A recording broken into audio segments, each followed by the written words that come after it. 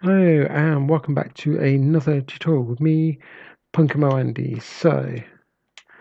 We will now be going on from Depth Strider, carrying on the list. Don't forget to check out part 1 and 2, where we covered the basics of enchanting, and we've covered all the way up to the curse of vanishing. We are going through these enchantments in alphabetical order. We're doing 6 a day, just so you get basic information and everything you would require from each enchantment. So let's kick off today with Depth Strider. Depth Strider comes in 3 different levels and can only be applied to boots. Depth Strider cannot be used at the same time as Frostwalker, and I believe it cannot be used at the same time as Soul Speed, but I've not had that confirmed. The enchantment actually reduces the speed reduction underwater by a third per level, which means level 3 will allow swimming at the same level as walking on land. So it is fairly handy if you are. So I was going to reset the weather. If you are doing a lot of work underwater, especially if you combine it with Aqua Affinity. What am I doing? Because that just acts as though you are actually on land. Well, we'll get this right in a minute. Weather clear.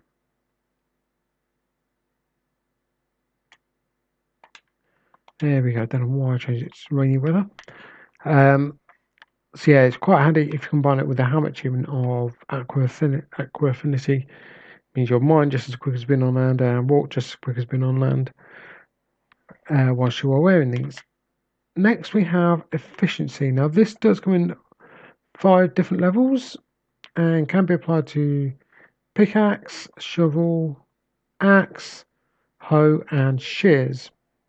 Now Efficiency 5 increases speed under each level. It increases speed. The higher the level, the quicker the speed. Can be topped up using the beacon and haste 2, haste 1 and haste 2. So they do stack. Efficiency 5 on a diamond or netherite pickaxe with the beacons set to haste 2 will actually mine quicker than you can mine on creative. That is obviously pending lag, because if you're using, say, a realm or a multiplayer server, sometimes you can break it quicker, but the block will reappear. But it is the quickest you are going to get in the game. To get Efficiency 5, there are only a couple of ways to do it. Efficiency 5 can be got in Bedrock through the enchantment table, but this is a very, very low chance and comes as a secondary enchantment, not as the main one. You can obtain Efficiency 5 through a librarian villager on a buck. Once again, it is a low chance that a villager will have Efficiency 5, now more likely to have mending. And the other way, and the easiest way, is combining either 2 Efficiency 4 items, 2 Efficiency tools together, or combining 2 Efficiency books together to get the relevant Efficiency 5 in the anvil. So that's the most effective way to get Efficiency 5. Sorry about that. So I'm going to sip a coffee. Next we have Feather Falling. Feather Falling is a boots enchantment and comes in 4 different levels.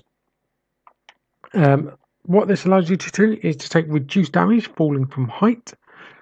I believe it's 24 blocks, and you will normally die if you've got full heart of health. Feather Falling 4 will give you the greatest amount of being able to, the greatest height you can jump from before dying. I'm not totally sure on the level because I'll come down to like 1.5 a height at times with it. And I was falling from, say, 64 into one of the ravines, which is down at, say, level, I think it's 11 or 10. So you can definitely go around, you can definitely jump around 50 odd blocks without dying. So on Feather Falling 4, but yeah, normally it'd be 20 blocks and you'll more than likely die. 20, 24 blocks, you'll more than likely die. Next, we have Fire Aspect 2. Now, this is a melee enchantment it's classed as. However, it can only be applied to sword on bedrock. Only swords classed as melee on Java. The Fire Aspect sword enchantment deals fire damage and deals 3 damage points on Fire Aspect 1, 7 on Fire Aspect 2. Length of time is roughly the same between both. The Fire Aspect has no effect on nether mobs, as far as I'm aware, except for obviously the skeletons that appear in the nether. Next, we have Fire Protection. Now, Fire Protection comes in 4 different enchantment levels and can only be applied to armor. So you've got the helmet, turtle shell, leggings, boots, and chestplate. Fire protection cannot be used with blast protection, or projectile protection. And this enchantment both reduces damage taken from fire and the time of the effect the fire lasts. Now, however, for blaze and gas fireballs, I'm just going to make you aware that the blast on them does not get reduced, but the effect the fire deals gets reduced from this. Because it's classed as a blast from the initial damage, and then the after effects is the fire. Next, we have Flame. This only comes in the 1 level. The Flame enchantment is an enchantment for bows only, so it doesn't apply to crossbows. What the Flame does is it sets the target on fire, and this can also be used for igniting TNT at a longer range. They've been right next to it, or using redstone or flint and steel, so it gives you a safer way of igniting TNT. So that is it for today's enchantments. Be sure to check out the video from tomorrow where we will be starting on Fortune. And don't forget, if you've missed the previous videos, to check them out in the playlist, the tutorial playlist. We'll also have the playlist for the beacons and the potions.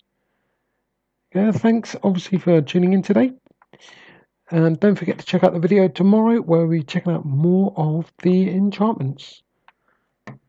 Thanks for watching, and bye.